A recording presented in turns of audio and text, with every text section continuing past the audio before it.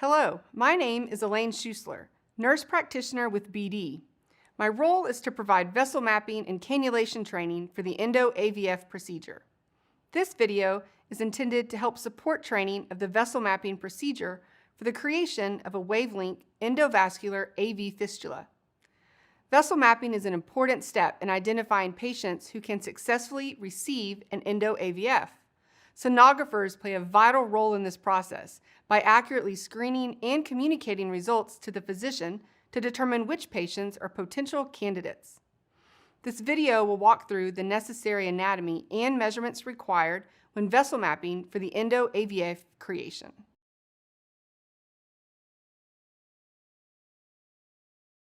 The WavelinQ EndoAVF system is designed to give patients a versatile endovascular AV fistula creation alternative to open surgery. Using two thin, flexible magnetic catheters and a burst of radiofrequency or RF energy, physicians can create an endovascular AV fistula. In order to create the EndoAVF, the physician inserts two thin, flexible magnetic catheters into an artery and a vein through a small puncture or incision. When placed in proximity, the magnets in each catheter attract to each other, pulling the vessels together and align the RF electrode. The venous catheter, which contains the electrode, delivers a burst of radiofrequency energy to create a connection between the artery and the vein. Then the catheters are removed. A brachial vein embolization is then recommended to divert more flow through the superficial veins, cephalic, median cubital, and/or basilic veins for dialysis. Benefits of the WavelinQ EndoAVF procedure include avoiding surgical scarring and minimizing arm disfigurement generally associated with open surgery and fistula creation. Prior to the WavelinQ procedure, patients are evaluated to determine if they are a candidate for an EndoAVF through vessel mapping.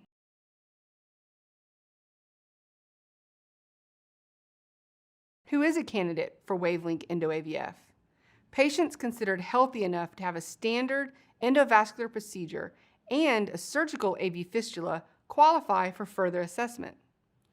Standard AVF screening includes checking for good inflow with the brachial artery being at least 2 millimeters in diameter and identifying good outflow, either the superficial basilic or superficial cephalic vein measuring 2.5 millimeters in diameter or greater, and without a flow-limiting central venous stenosis. In addition to the standard AVF screening, a WavelinQ EndoAVF screening has 3 additional steps.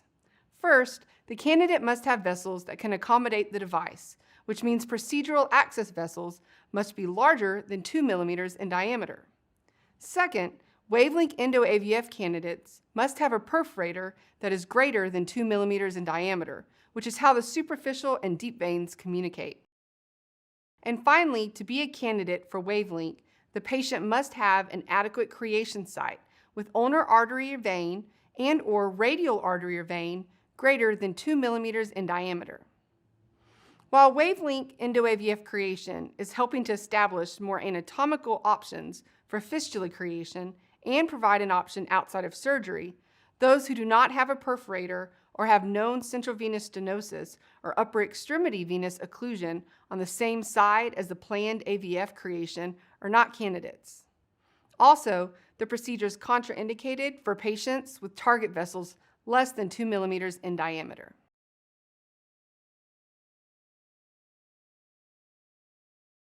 Prior to vessel mapping, make sure you've placed a tourniquet on the patient's arm.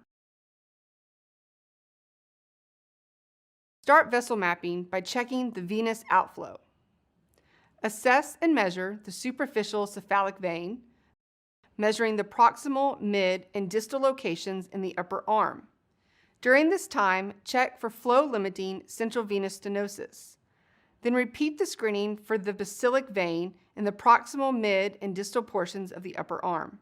In order for the patient to qualify for a WavelinQ EndoAVF, either the cephalic and/or the basilic must be at least 2.5 millimeters in diameter.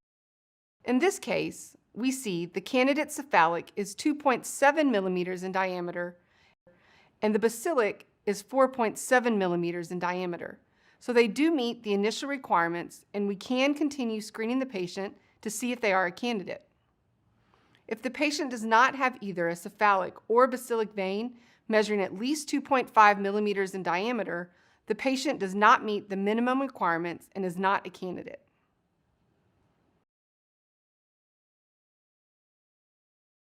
After confirming the patient has adequate venous outflow, cephalic or basilic greater than 2.5 millimeters in diameter, the next step is to confirm the patient has a perforator.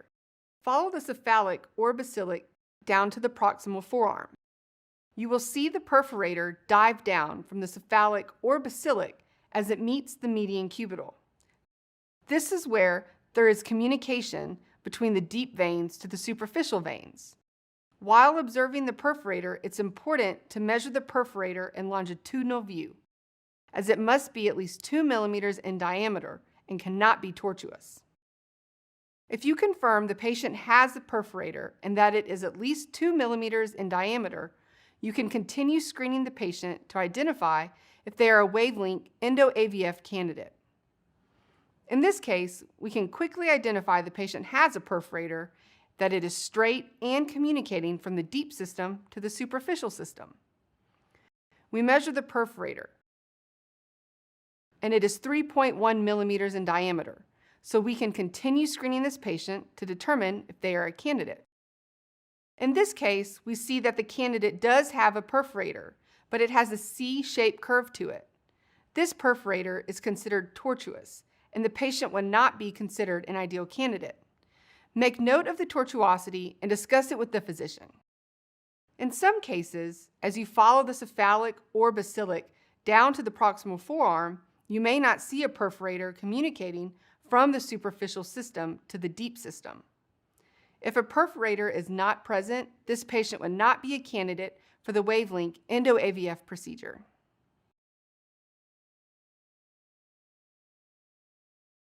It's important to note for the physician the flow dominance.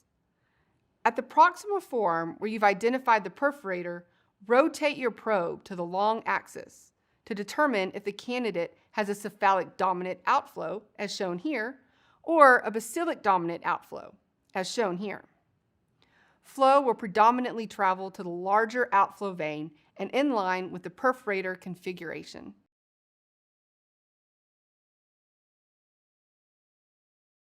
Assess arterial inflow just above the elbow crease.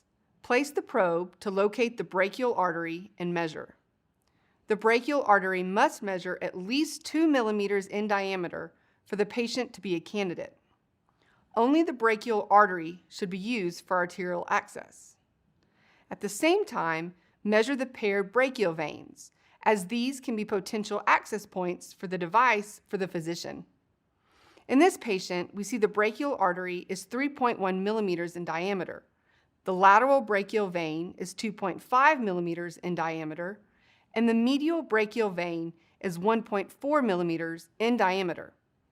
If the patient has a brachial artery greater than 2 millimeters in diameter, you can continue screening. If not, they do not qualify for the WavelinQ EndoAVF procedure.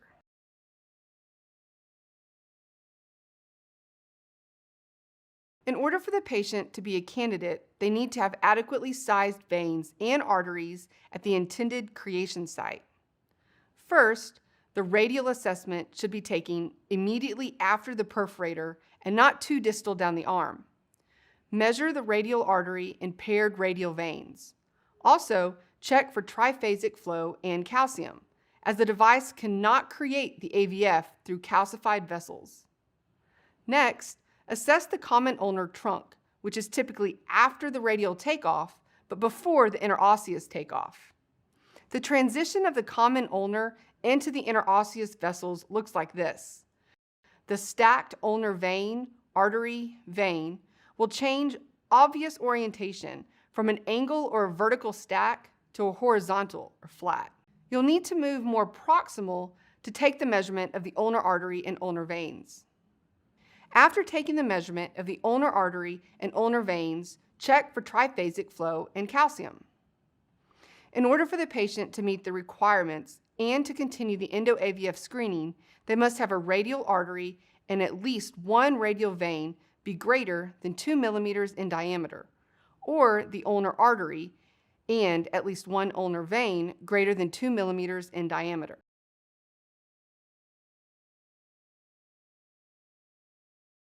For arterial access, only the brachial artery should be assessed.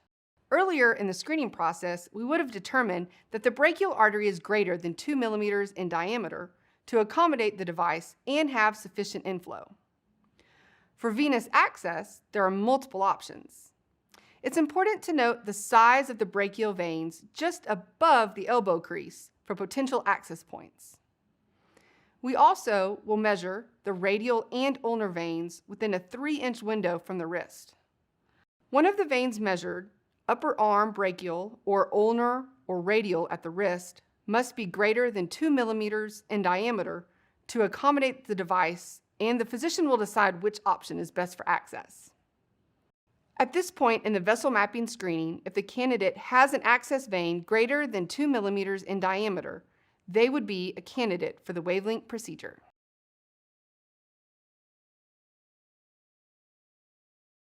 One of the main factors that help to ensure the WavelinQ EndoAVF procedure is successful is by identifying the right patients. In order to correctly identify patients who qualify for the procedure and will have successful outcomes, vessel mapping needs to be done prior to the procedure. If the patient is considered healthy enough to have a standard endovascular procedure and an AV fistula, utilize the patient selection flowchart to confirm if the patient is a candidate for WavelinQ. Is there a usable cephalic vein and/or basilic vein for fistula outflow greater than 2.5 millimeters in diameter? Confirm the presence of a patent perforator in the proximal forearm. Ulnar or radial artery and ulnar or radial vein must be greater than or equal to 2 millimeters in diameter. Assess brachial artery diameter. It must be greater than or equal to 2 millimeters in diameter to accommodate the device. At least one vein, brachial, ulnar, or radial, must be greater than or equal to 2 millimeters in diameter.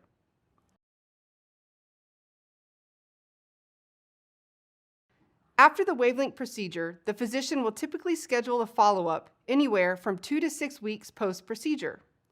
Recommendations for vessel mapping protocol post-fistula creation include measuring the brachial artery flow rate, which should be greater than or equal to 500 milliliters per minute. Then determine which superficial outflow vein is dominant, cephalic or basilic vein. That vein should measure at least 4 millimeters in diameter.